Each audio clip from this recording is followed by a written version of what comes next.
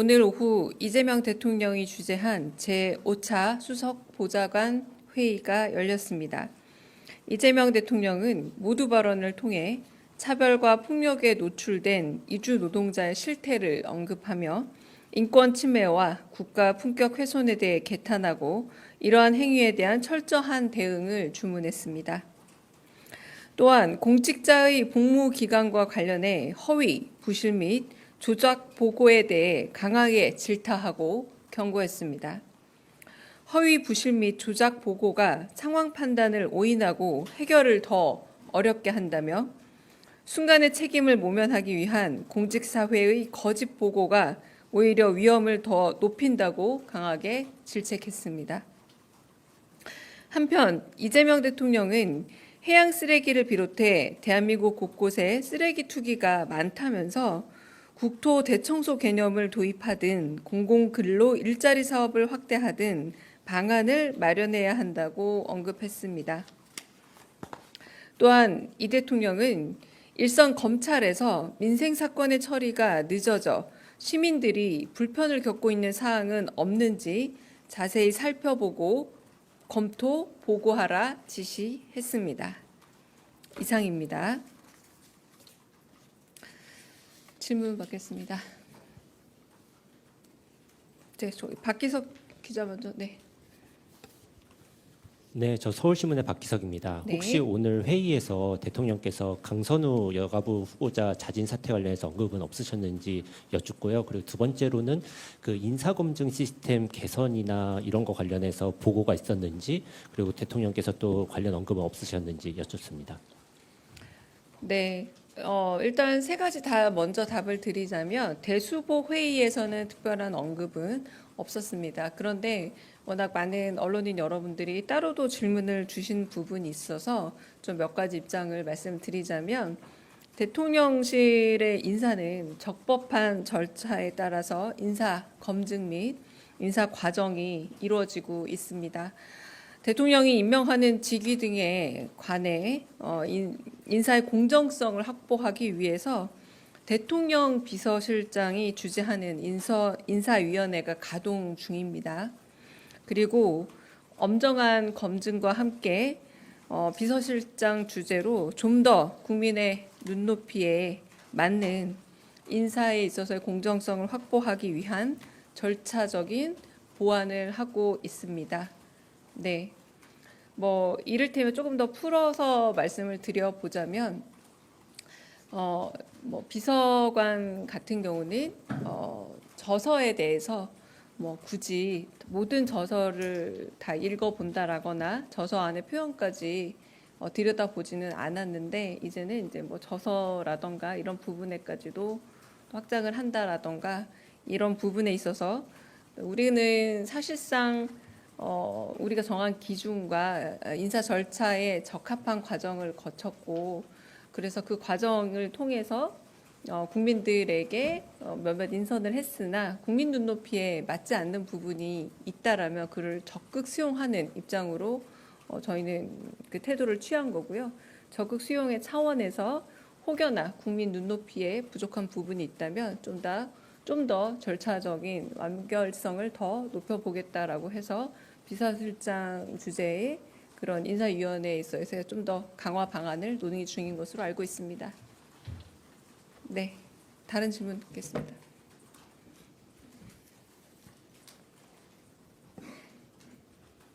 네, 연합뉴스TV 장보경 기자입니다. 그 허위 보고 관련한 대통령의 지적 사항이 오늘 모두 발언에서 공개가 되는데요. 이 내용이 혹시 경남 산청에서 산불 피해 관련한 보고 내용인지 여쭙니다. 네, 그 내용과도 연관이 되어 있습니다. 그리고 여기서 허위 조작 보고가 아니라도 부정확한 보고도 매우 위험하다라고 좀 포함될 수 있는데 사고나 재난, 재해가 일어난 것은 불가항력적인 면이 있더라도 그 이후에 사태의 파악과 그 파악을 통한 보고만큼은 정확하게 차라리 모른다고 말하는 것이 더 안전하다라는 의미의 말씀이셨습니다. 네, 국민일보 이동환입니다. 비서실장이 주재하는 인사위원회 그 멤버 구성은 어떻게 되는지 좀 알고 싶고요. 아까 그 민생 사건 처리 늦어서 시민 불편 겪는 사안 없는지 살펴보라고 하셨다고 했는데 이게 아까 검찰이라고 하셨는데 맞습니다. 경찰이라고 검찰 검찰입니다. 네, 검찰. 네. 네. 네. 그 인사위원회의 뭐 구성이나 이런 부분들은 제가 알기로는 그 뭐 운영 규정 이런 부분들이 있습니다. 그러나 이 부분을 다 공개하지는 않는 걸로 알고 있고요. 그래서 그 가령 뭐 전 정권 같은 경우만 하더라도 이 부분에서 아예 모든 게 미공개됐다라고 들었습니다. 근데 이 부분은 이제 비서실장 주재 인사위원회가 있고 그리고 그 결정되어 있는 인사추천위원회 뭐 운영 규정이라던가 이런 부분이 다 마련되어 있습니다. 그래서 그런 부분에 적법하게 다 맞춰서 진행되고 있다. 이 정도만 제가 말씀을 드리겠습니다. 네. 네, 연합인포맥스 정지석 기자입니다. 오늘 대통령께서 대출 같은 이자 마진에 기댄 금융기관 손쉬운 영업 행태를 이자놀이라고 지적을 하셨는데요. 어떤 맥락에서 이야기가 나온 건지 궁금하고요. 혹시 그 투자 확대에 좀 신경을 써달라라고 말씀을 하셨는데 비공개 회의에서 이와 관련한 특별한 언급 있으셨는지 궁금합니다. 그 부분에 대해서 오늘 말씀하신 내용이 전부이긴 합니다만 국무회의 내용을 좀 유추해서 말씀을 해드리자면 그때 새로 이제 통과된 대통령령안 중에서 좀 더 그 금융기관에 대한 보험 혜택을 넓히는 법안이지 않았습니까? 그런 부분에서 그렇게 만약에 그 5천만 원 한도에서 그 1억까지 늘어난 부분에 대해서 보험의 혜택을 받을 정도면 금융기관이 법적으로 제도적으로 보호를 받는 것인데 그로 인해서 지금 말씀하신 예대마진 이런 부분에만 매몰될 것이 아니라 오히려 그 금융 수요자의 서비스로 돌려줄 방안 그리고 좀 더 금융에 있어서 혜택을 늘리고 그런 부분에 있어서 자기 보호가 아닌 수요자 쪽에 대한 돌려주는 것이 필요하지 않느냐라는 맥락에서 같은 맥락에 있는 말씀이라고 생각이 듭니다. 네. 네, 대변인님 안녕하세요. 한국예보 오태경 기자입니다. 좀 전에 이제 이재명 대통령께서 일선 검찰에서 민생 사건 처리가 늦어져서 시민 불편 없는지 살펴봐 달라고 언급했다고 말씀하셨는데 이거를 지적하신 이유에 대해서 좀 궁금해서요. 이제 뭐 정부 국정과제가 검찰 개혁이기도 하니까 이것을 살펴보는 것을 계기로 해서 검찰 개혁에 본격 착수하겠다는 의미로 봐도 되는지 여쭤보겠습니다. 네, 너무 멀리 가시는 것 같고요. 그런 얘기가 아니라 오늘 조금 있다가 아마 민정수석께서 또 발표하시는 부분들도 있잖아요. 이제 그런 부분과 관련해서 이제 법률적인 일종의 뭐 제가 다음 브리핑 내용이기 때문에 굳이 자세한 언급을 안 하겠습니다. 그러니까 법률 서비스를 국민에게 주는 과정에서 지금 검찰에서 특히 너무 민생 관련된 범죄에 관한 수사들이 늦어져서 적체가 되어 있더라. 이를테면 예전엔 과거에 재판이 뭐 1년 정도, 2년 정도 끝났는데 이제는 뭐 기한 없이 길어진다라거나 이런 부분들 있잖아요. 그게 이제 민생에 있어서 어려움을 주고 있는 것이 아니냐. 이게 정확하게 얼마나 밀려 있고 얼마나 적체되어 있는지 그걸 검토하고 보고하라라고 지시하신 내용입니다. 네. 네. 네, 안녕하십니까. 대변인님, 세계일보의 박지원 기자입니다.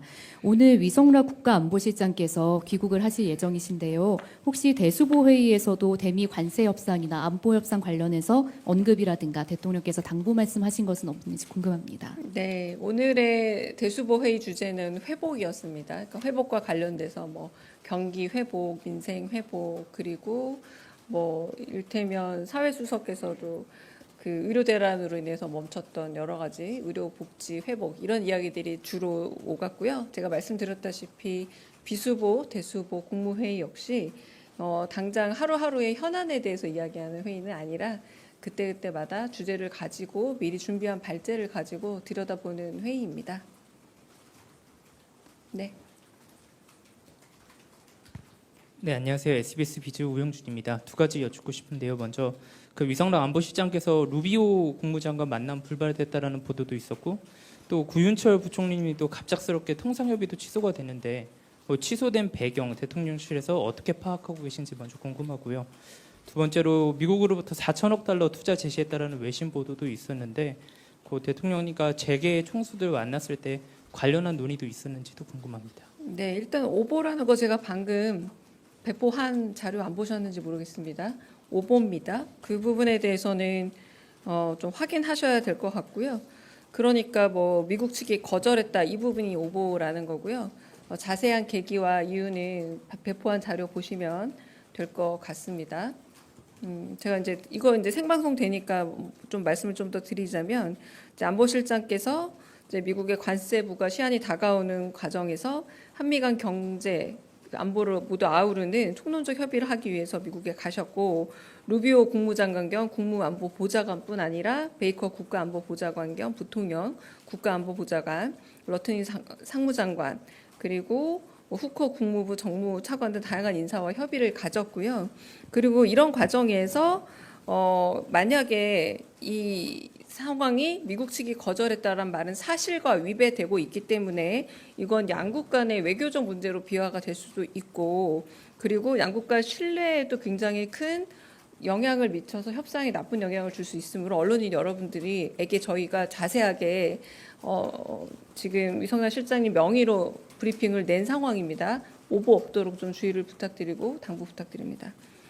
네, 재계와의 만남 같은 경우는 제가 정확하게 확인을 드릴 수는 없습니다. 네, 여기서 확인드리기 좀 어렵고요. 지금 지난번에 제가 말씀드렸던 두 번의 만남 이후에 과거 시점으로 두 번 정도 만남이 있는 것으로 제가 듣긴 했습니다만 여러 가지 상황에서 이제 관세 협상을 비롯해서 그리고 기업의 민간 투자 부분에 대해서 이재명 대통령이 가지고 있는 확신과 의지가 있지 않습니까? 그러니까 민관 공동으로 어떤 부분에 대해서 그래서 향후 전국에 대한 여러 가지 이야기를 나눈 것으로 알고 있습니다. 네.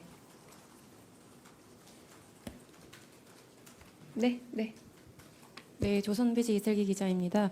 대변인, 고 대통령께서 모두 발언에서 배당소득 세제 개편 논의할 필요가 있다 말씀하셨잖아요.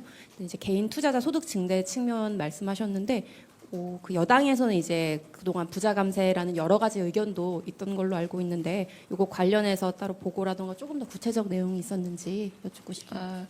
뭐 가령 지금 오전에 뭐 보도에도 있었지만 뭐 법인세라던가 뭐 이런 부분들 얘기 나와 있지만 그거는 조세 형평성의 회복이고 그리고 조세 정상화 개념으로 봐야 할 듯합니다. 왜냐하면 부자 감세 기조로 인해서 지난 정부 동안 과도하게 부족해진 세수 부분도 있고요. 그래서 그 전에 부자 감세, 초부자 감세 이전으로 돌아가는 조세 정상화 개념으로 봐주시면 좋겠습니다. 네.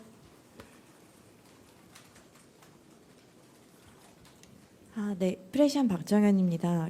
오늘 대통령께서 모두 발언에서 이주노동자 영상에 대해서 말씀하시면서 엄단하겠다고 하셨는데 관련 조사와 법적 처벌도 염두하시는지 궁금하고 또 말씀 중에 국민 눈높이를 적극 수용하겠다고 말씀해 주셨는데 여러 논란이 된 최동석 인사혁신처장에 대해서 대통령실은 사과가 좀 충분하다고 보시는지 여쭙습니다. 네, 첫 번째 사례 같은 경우는 이재명 대통령께서 또 예외적으로 소셜미디어에 또 올린 내용으로 알고 있습니다. 그러니까 인권 침해적 요소가 가지고 있는 보편적인 윤리 문제도 있지만 국격 훼손이라는 면에서도 굉장히 심각하게 보고 계시고 이런 부분에 있어서 뭐 내재적인 선진성이라고 할 수도 있겠죠. 진짜 품격을 가진 인격에 대한 침해만큼은 없어야 한다라는 강한 지론을 가지고 있기 때문에 말씀하신 거고 그에 대해서는 엄벌을 처하겠다라는 말은 이 메시지 중요성을 좀 강조하고요. 그리고 덮어놓고 엄벌이 아니라 처벌할 부분이 있다면 처벌하겠다는 의미로 받아들여 주시면 됩니다. 두 번째 그 부분은 아직 제가 잘 파악하고 있지 못하는 상황으로 제가 나중에 더 파악하고 말씀드리겠습니다. 네.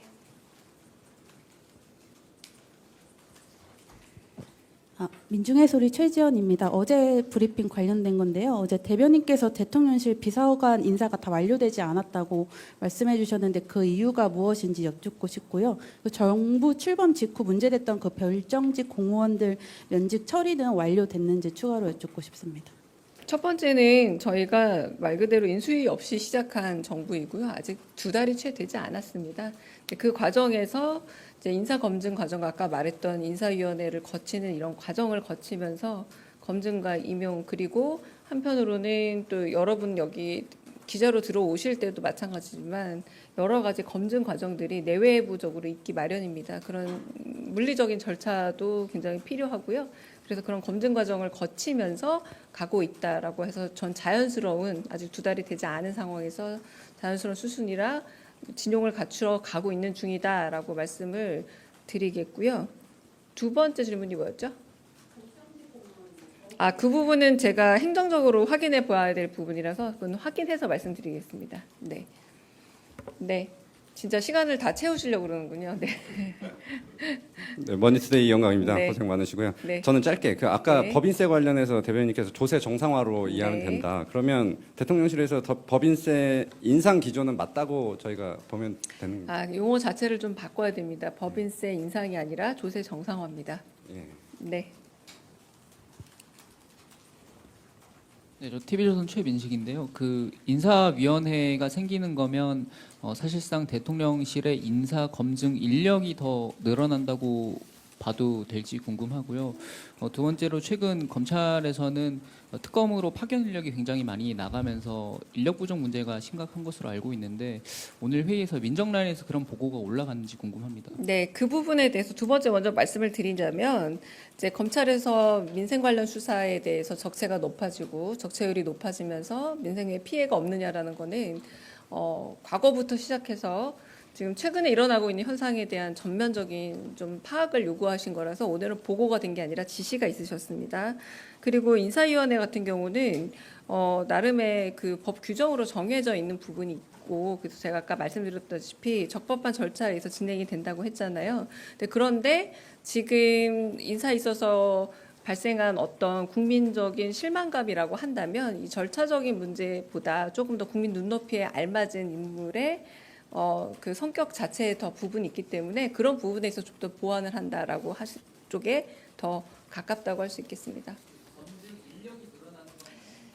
자, 제가 다시 말씀을 드리면요, 인력이라던가 이런 물리적 과정에 대한 이런 부분들을 저희가 아직은 이걸 이 인사 검증 과정 자체를 돌아보고 있는 중이고, 그게 뭐 인적인 증가로 가고 이런 부분에 대해서는 제가 아직은 드릴 말씀은 없고요. 하지만 국민 눈높이에 맞춘 인사 검증을 위해서 지금 더 보완할 부분이 없는지 투명성과 공정성을 높이는 과정을 살펴보고 있는 중입니다. 네. 네, 두 분만 질문 받고 끝내겠습니다. 네.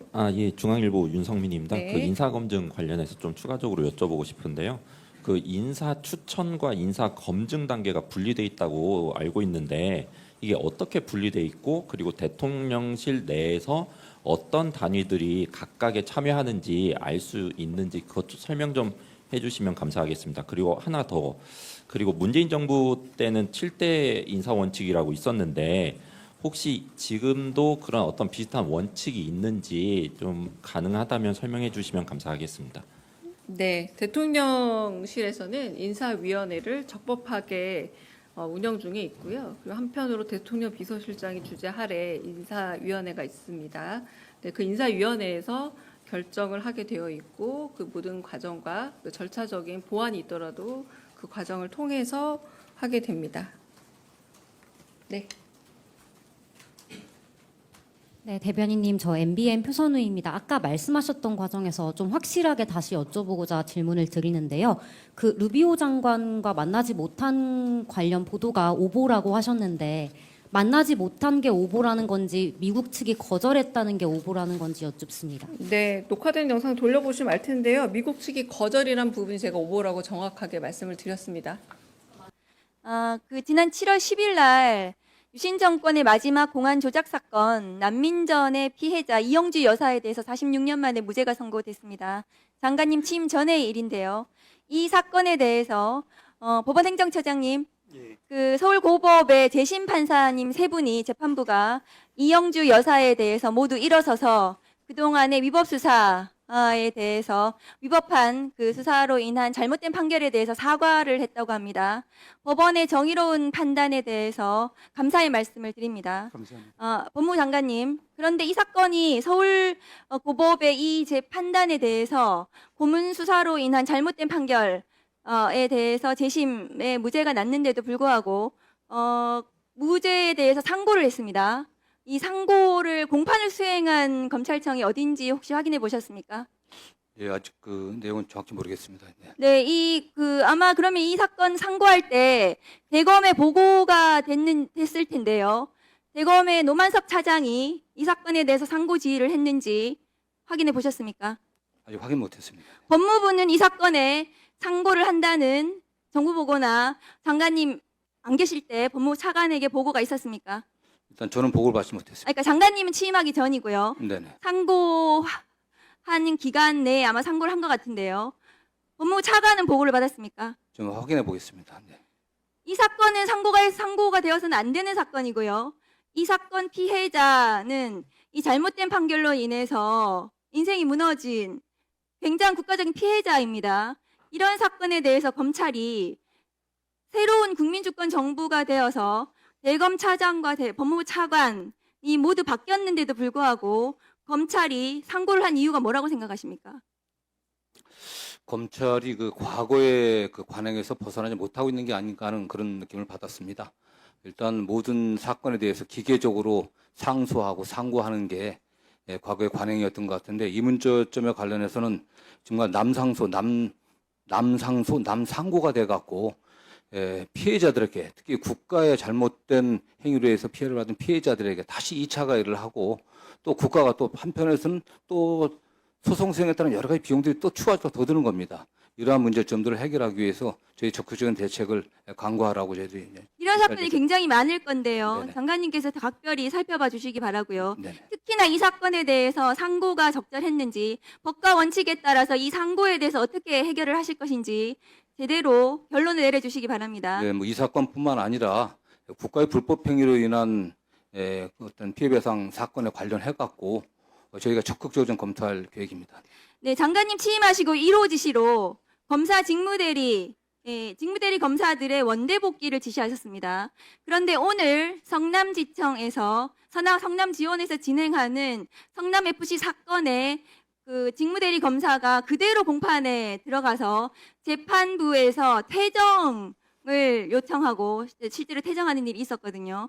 그런데 성남지청에서는 장관님의 그런 지시가 아니고 복귀가 아니고 적정성을 검토하라 이런 지시였다고 얘기하면서 지시에 반하는 듯한 이런 지금 대응을 하고 있는데요. 장관님께서 1호로 지시했는데 이 원대 복귀 지시가 제대로 영이 서지 않는 거 아닙니까, 장관님? 뭐 원대 복귀를 지시한 건 정확히는 아니었고요. 다만 현재 공판 수사한 검사가 다른 근무지로 이동했음에도 불구하고 또 파견을 받아갖고 직무대리로 파견받아갖고 공판 유지한 지금 현재 상황이 어떤 건지 뭐가 문제점이 있는지를 좀 검토하라고 지시를 했고요.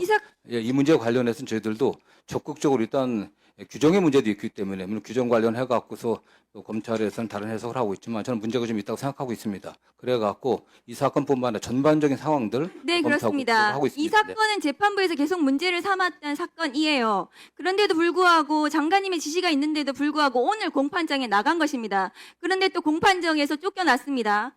그런데 현재 윤석열 정부의 지난 3년 동안 정치적인 사건에 검사들이 공판장에 우르르 많게는 10명 이상이 나가가지고 정치적인 사건에 하루 종일 그냥 앉아 있어요.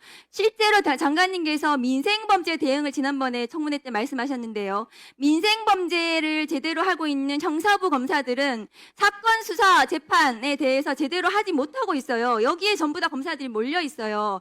실제로 공판검사 한 명이 민생범죄 사건 공판을 수백 건을 혼자서 하고 있습니다. 그런 점을 좀 예, 뭐 위원님께서 지적하신 그 문제에 관련해 갖고 저희도 공감하고 있고요. 그 문제 해결책을 만들기 위해서 저희들 어제 상황 검토를 지시했던 겁니다. 네. 내각 구성과 관련해 인선이 철회되거나 후보자가 사퇴하는 일이 있어서 대단히 안타깝고 송구한 심정입니다. 그럼에도 국민주권정부는 초대 내각을 구성할 적임자를 찾기 위해 전력을 다하고 있다는 점과 우리 정부의 성공을 바라는 마음은 여기 계신 모두가 같을 것이라 생각을 합니다. 인수위도 없이 출범한 국민주권정부 어느덧 50여일이 지났습니다. 지난 23일 기준으로 장관 후보자 11명에 대한 임명 절차가 완료되었고 다음 주에는 김윤덕 그리고 최희영 두 장관 후보자에 대한 인사청문회가 예정돼 있습니다.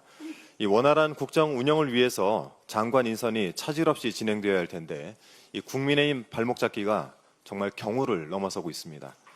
어제 국민의힘 송원석 비상대책위원장은 안규배 국방부 장관 후보자, 권오을 국가보훈부 장관 후보자, 정동영 통일부 장관 후보자에 대해서 지명 철회를 촉구하고 나섰습니다.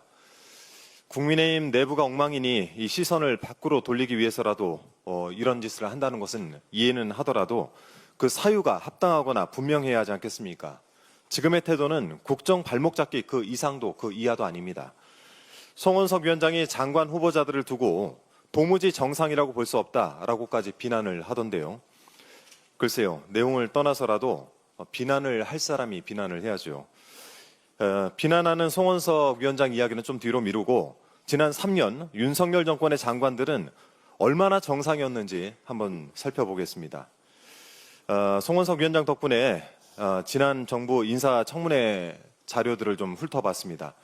면면이 주옥 같은 분들만 골라서 장관 후보자로 지명한 내란 속의 윤석열의 안목에 정말 새삼 감탄하지 않을 수가 없었습니다. 하나씩 살펴보겠습니다. 먼저 윤석열 정권의 인사에서 사적 유용은 아주 기본 소양이었습니다. 원희룡 전 국토부 장관은 제주도지사 시절에 소위 오마카세로 불리는 고급 일식집에서 1,600만 원어치 업무 추진비를 지출해서 논란을 빚었습니다. 참고로 이곳의 1인당 밥값은 점심이 7만 원, 저녁이 16만 원 정도입니다. 이준숙 방송통신위원장도 인사청문회 당시 법인카드 사적 유용에 대한 의혹이 제기됐고 현재 수사를 받고 있습니다. 법인카드로 대전 성심당에서 100여만 원어치의 빵을 사 먹고 서울 강남 자택 근처에서만 87건, 1,700만 원 가까이 결제를 한 것으로 드러났습니다. 특급 호텔 사용, 또 63빌드 고급 시당가에서도 법인카드를 사용했습니다. 먹는 것에 진심인 윤석열 정권답습니다. 재산 증식과 관련한 의혹도 가지가지입니다. 이 대표적으로 김행 여가부 장관 후보자 사례가 있는데요. 회사의 경영권을 인수하는 과정에서 회사 돈을 사용한 배임 의혹, 백지 신탁해야 하는 회사 지분을 신우이에게 매매한 주식 파킹 의혹 등 이러한 의혹이 인사청문회에서 제기됐고 급기야 후보자가 청문회 도중 도망치는 일명 김행랑 사태가 발생했습니다. 한덕수 전 국무총리에 대해서는 4년간 18억 원의 고액 고문료 논란이 있었고 김용현 전 국방부 장관은 법무법인 고문으로 취업을 하면서 그 사실을 신고하지 않아서 과태료 100만 원을 낸 전력이 있었습니다. 그리고 그 법무법인이 내란의 핵심인 김용현 변호를 맡고 있다라는 언론 보도도 있습니다. 자녀에 대한 지극한 사랑 때문에 논란이 불거진 경우도 있었습니다. 한동훈 전 법무부 장관에 대해서는 자녀의 스펙 쌓기 의혹이 불거졌습니다. 자녀가 한 논문 대회에서 금상을 수상을 했는데 이 논문에 대해서 대필 의혹이 제기됐고 또 봉사활동 내역에 미리 서명을 해놓은 2만 시간 봉사활동 의혹으로 구설에 올랐습니다. 이 건 제대로 조사를 해야 되지 않겠습니까? 유상임 과기정통부 장관은 그 자녀가 마리화나 흡입을 하고 미국에서 불법 체류한 사실을 질병이란 핑계로 덮으려고 했고 또 정호영 복지부 장관 후보자는 자신이 근무하는 의대에 두 자녀를 편입시켰다라고 하는 아빠 찬스 의혹이 불거지면서 자진 사퇴했습니다. 도무지 정상이라고 찾아볼 수가 없는 이런 인사들에 대해선 그때는 말 한마디 못하시더니 이런 자들을 데리고 내란을 일으킨 윤석열과 그 내란을 옹호한 정당이 어디서 이제와 정상과 비정상을 운운하고 있습니까? 더욱이 행사장에 자신이 자리가 없다라고 하면서 당직자에게 폭언을 퍼붓고 발로 걷어차서 큰 논란을 일으켰던 갑질의 대명사 송원석 비대위원장, 과연 정상과 비정상 이 단어를 입에 담을 수 있는 자격이 있습니까? 아울러 장관 후보자에서 자진 사퇴한 강선 의원에 대해서 의원직 사퇴 요구와 윤리위 제소를 이야기하시던데요. 앞서 두 분께서도 간단히 언급하셨지만 당직자를 폭행한 송원석 위원장에게 똑같은 요구를 합니다. 당장 위원장을 비롯한 의원직에서 사퇴할 것을 요구하고 자진해서 물러나지 않는다면 민주당도 송원석 위원장을 갑질 및 폭행으로 윤리위에 제소할 것을 말씀드립니다. 이러한 국민의힘 내부 성찰, 처절하게 하시길 바랍니다. 극우 세력과 선을 긋고 계엄의 강을 건너 국민의 삶에 동참하시길 정말 당부드립니다. 간단하게 한 말씀만 좀 덧붙이겠습니다. 오전에 민중기 특검팀이 양평고속도로 종점변경 관련해서 김성교 의원실에 대해서 압수수색에 들어갔다고 하죠. 제 맞은편 방이라 회의 들어오면서 보니까 기자분들께서 많이 와 계시던데요. 이 특검에 의하면 최근 의 의혹과 관련해서 국토부 직원들의 조직적인 움직임이 포착되었다고 합니다.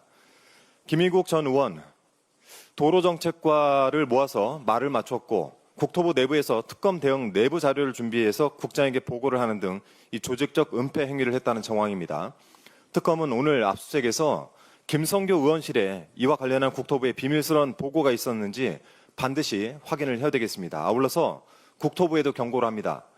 국토위원으로서 이 행위가 사실인지를 확인할 것이고 만일 사실이라면 정말 간단히 넘어가지 않겠습니다.